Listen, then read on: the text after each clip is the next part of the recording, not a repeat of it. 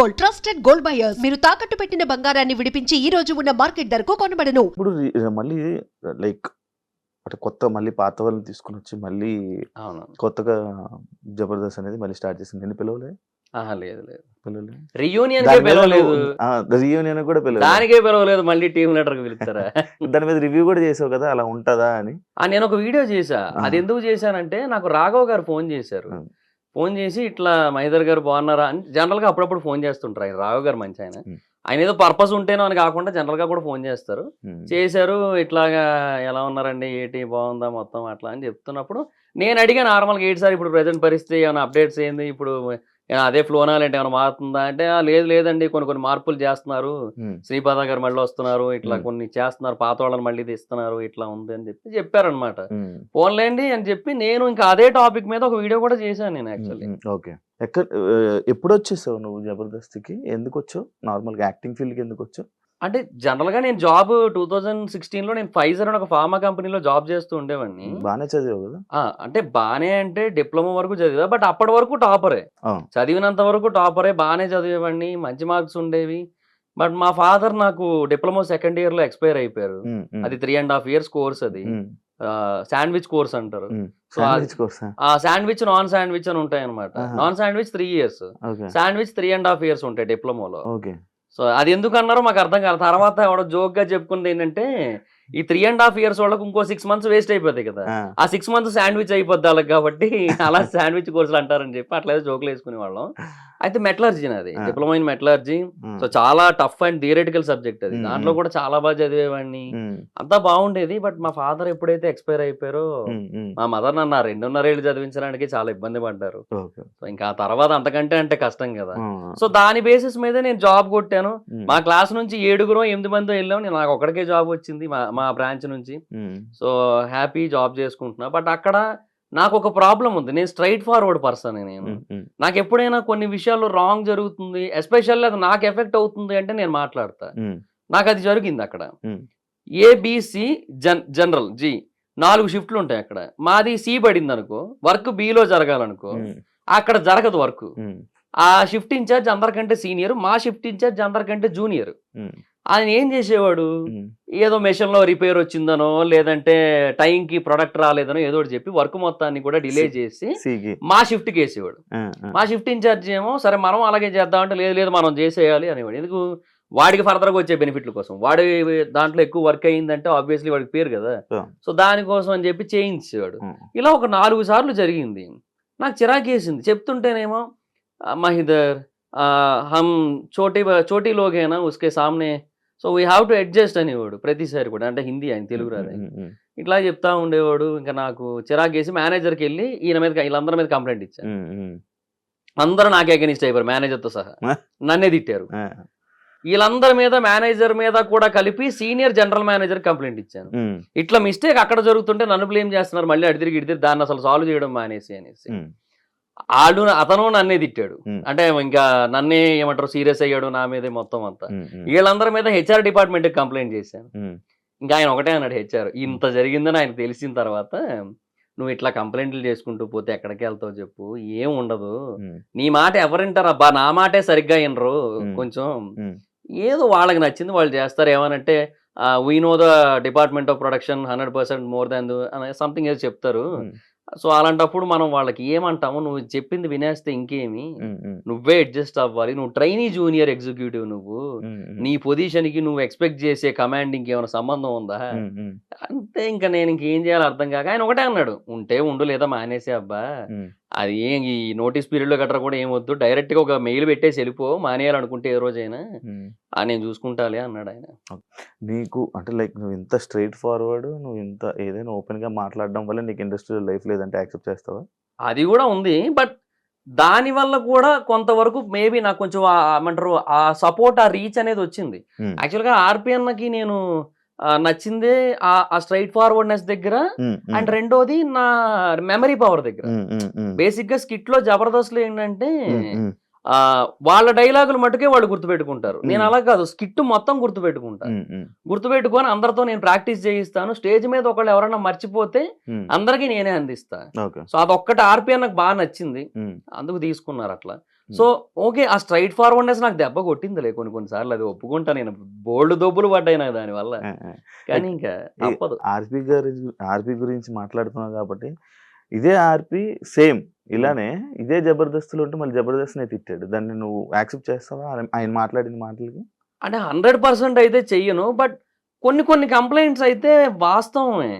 ఇప్పుడు అక్కడ ఎలా ఉంటదంటే, రైటర్లకి ఆర్టిస్టులకి ఇంపార్టెన్స్ ఇవ్వకుండా మేనేజర్లకి ఫుడ్ విషయంలో ఇంపార్టెన్స్ ఇవ్వడం అనేది జరిగింది. ఒకరోజు రాజ్ కుమార్ అన్న అని టాప్ మోస్ట్ రైటర్ జబర్దస్త్ మొత్తానికి ఆయనే నెంబర్ 1. అలాంటి పర్సన్ ఆయన ఎప్పుడో కానీ ఇక్కడ తిండబ్బా ప్రొడక్షన్ లో, ఆయన బాక్స్ తెప్పించుకుంటాడు, లేదంటే ఆయన ఆర్డర్ పెట్టుకుని తింటాడు ఆయన. అలాంటి పర్సన్ ఆ రోజు ఏమో ఇంకా సరే వర్క్ ఎక్కువ ఉంది కదా, మళ్ళీ అన్ని ఎందుకు లేని తినేద్దాం అని చెప్పి వెళ్ళారు అక్కడికి. ఎగ్ అడిగితే ఎగ్ అయిపోయింది అన్నారు. సరే అయిపోయిందని చెప్పి ఏదో తింటూ ఉంటే మేనేజర్లు వచ్చి కూర్చున్నాక ఎగ్ బుర్జీ వెళ్ళింది, కళ్ళ ముందు నుంచి వెళ్ళింది. వెళ్తా ఉంటే ఇందాక అయిపోయింది అన్నావు కదా, ఇప్పుడు ఎక్కడి నుంచి వచ్చింది అంటే ఇది మేనేజర్ల కోసం సెపరేట్గా ఉంచింది. పెద్ద గొడవ అయింది, చాలా పెద్ద ఇష్యూ అయింది. నెక్స్ట్ డే ఏం చేశారు చెప్పనా, ఓవరాల్గా ఎగ్ తీసారు. ఇప్పుడు ఏం చేయాలి, యాక్చువల్గా అందరికీ ఎగ్ పెట్టాలి, అది కదా చేయాల్సింది. ఎగ్ మొత్తం తీసారు. ఇంకా మిగతా జోకులు వేసుకున్న ఫోన్లే రైస్ కోసం గొడవ, లేదు రైస్ కోసం తీసేసిన మొత్తం అని చెప్పి ఇంకా అట్లా అయిపోయింది అక్కడ పరిస్థితి. ఉన్నది బ్రో, కొన్ని ఉన్నాయి అక్కడ. అంటే నేను ఏమంటానంటే అక్కడ పర్సనల్ ఇంట్రెస్ట్లు ఉంటాయి. ఒకరికి కొంతమంది అంటే ఫేవరిజం ఉంటది, దాన్ని బట్టి చూపిస్తుంటారు. అది అసిస్టెంట్ డైరెక్టర్లకి కావచ్చు, డైరెక్టర్స్ లో కావచ్చు, ఉండొచ్చు ఏమో. బట్ 100% అని నేను చెప్పను. నాకు 1-2 చోట్ల ఎఫెక్ట్ అవుతుంటది, నా కళ్ళ ముందు తెలుస్తుంటది నాకు ఇట్లా జరిగి ఉండొచ్చు అని చెప్పి. నాకు ఎఫెక్ట్ అయ్యింది, నేను అర్థం చేసుకోగలను, నాకు ఆ మాత్రం తెలివి లేదా, తెలుస్తుంది కదా ఏ రీజన్స్ వల్ల అనేసి. వాళ్ళు ఏదో కవర్ చేసుకుంటారు స్కిట్ కోసం, స్కిట్ బాగా రావడం కోసం, అది ఇదని అంటారు. బట్ అది ఓవరాల్ గా ఏ కారణం చేత అలా జరుగుతుందో మనకు అర్థం అవుతుంది కదా, జరిగాయి అట్లా అంతే. జాబ్ వదిలేసి ఇండస్ట్రీకి వెళ్ళావు, ఏం నేర్చుకున్నావు నువ్వు? అక్కడ అవ్వలేదు, ఇప్పుడు ఇక్కడ జాబు లేదు నీకు, ఇక్కడ జబర్దస్త్లో నీకు కావాల్సిన ఫీల్డ్ లేదు. అంటే ఇనీషియల్ గా నేను అనుకున్నదైతే నేను అచీవ్ చేయగలిగాను అట్లీస్ట్. సో ఆది అన్న స్కిట్లు చూశాను స్టార్టింగ్ లో, నాకు నేను అలా రాయగలను అనిపించింది. అదే కాన్ఫిడెన్స్ తో వెళ్ళాను, ఒక 5 స్కిట్లు రాసుకొని. ప్రొడక్షన్ రెడ్ అన్న అని ఒక ఆయన ఉంటారు, ఆయన నన్ను సరే నువ్వు ఈ రోజు కాదు షూటింగ్ 18 ఉంది, ఆ రోజు రా తమ్ముడు జూలై 18 అని చెప్పి ఆ రోజు పిలిపించి వెంకయ్యన్నకు పరిచయం చేశాడు. వెళ్ళాను, వెంకయ్యన్న దగ్గర రైటర్ గా ఒక 7 షెడ్యూల్ చేశా. తర్వాత ప్రకాష్ అన్న టీంలో ఆర్టిస్ట్ గా ఒక 7 షెడ్యూల్ చేశా. అభి అన్న టీంకి వెళ్ళా, అట్నుంచి అవినాష్ అండ్ కార్తీక్ అన్న టీంకి వచ్చా, ప్రసాద్ అండ్ నరేష్ టీంకి వచ్చా, లాస్ట్ అండ్ ఫైనల్ గా ఆర్పి అన్న టీంకి వచ్చాను. సో చాలా మంచి పేరు వచ్చింది. ఇప్పటికీ బయటకు వెళ్తే గుర్తుపడతారు, జబర్దస్త్ కదా అండి మీరు, జబర్దస్త్ లో చేశారు కదా అని చెప్పి. అంటే అప్పటికిప్పటికి బాడీలో టూ మచ్ చేంజెస్ రాలే, కొంచెం లావ్ అయ్యాను, కొంచెం ఫేస్ సేమ్ ఉంది, ఫేస్ కొంచెం సిమిలర్ గా ఉండడం వల్ల గుర్తుపడుతుంటారు ఇప్పటికీ కూడా. సో అందువల్ల ఏంటంటే అది ఉంది ఇప్పటికి. టీమ్ లీడర్ అవ్వాలనుకున్నా, టీమ్ లీడర్ అయిపోయాను, 18 స్కిట్లు చేశాను. ఇంకా ఇంకా ఇంకా అది అయిపోయింది. ఇంకా అంటే నేను అందులో అచీవ్ చేయాలనుకున్నది అయిపోయింది. తర్వాత అప్పుడు కూడా కంటిన్యూ అవుతును, ఎందుకంటే నాకు ఇష్టం కాబట్టి. ఎందుకంటే నేను ఓన్లీ జబర్దస్త్ అనుకునే వచ్చా ఇండస్ట్రీకి, సినిమాలు అది ఏం లేదు నాకు, అలా అనుకుని వచ్చా, అందులో ఉంది నేను. బట్ అదే జరిగిన కొన్ని సిచ్యువేషన్స్ వల్ల ఇంకా అయిపోయింది.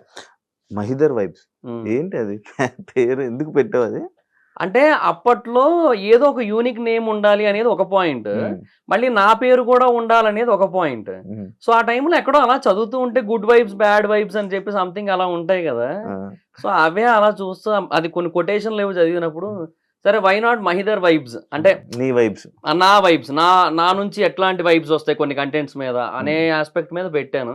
స్టార్టింగ్ లో కొంతమందికి అది పలకడం నాక మహిదర్ వైబ్స్ ఎంతమంది వైబ్స్ అన్నా అనేటోళ్ళు, అట్లా ఉండేది. రివ్యూస్ ఇస్తూ ఉంటావు, లైక్ జనరల్ టాపిక్ మీద రివ్యూ ఇస్తావు, అవునవును, సినిమా టాపిక్ మీద రివ్యూ ఇస్తావు, బిగ్ బాస్ మీద కూడా రివ్యూస్ ఉంటాయి. ఒక్కొక్క టాపిక్ గురించి మాట్లాడుకో.